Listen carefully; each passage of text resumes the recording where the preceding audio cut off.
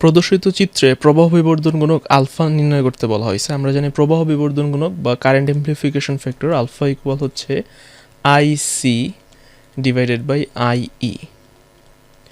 So আমাদের কাছে এখানে কিন্তু আইবি দেওয়া আছে আর আইই দেওয়া আছে, আইসি মিসিং আছে। আমাদের কিন্তু অঙ্ক করতে গেলে আইসি লাগবে।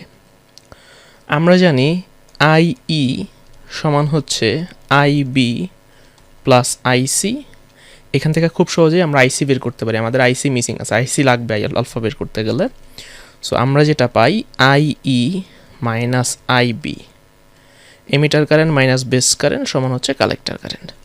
সো আমরা এই আইসির পরিবর্তে এটা বসাই দিতে পারি যে IE minus IB divided by আইই।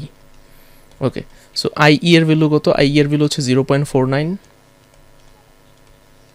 Ivy এর ভ্যালু কত? 0.005। এইখানে একটা জিনিস অবশ্যই লক্ষ্য রাখতে হবে যে আমাদের এককগুলো যেন সেম হয়, মিলি এম্পিয়ার, সো দুটো এককই সেম। আইই এর ভ্যালু হচ্ছে 0.49। ওকে, সো এখন আমরা ক্যালকুলেশন করলেই প্রবাহ বিবর্ধন গুণক বা আলফার ভ্যালু পেয়ে যাব। ওকে, সো আমরা ক্যালকুলেশন করে দেখি। 0.49 ডিভাইডেড বাই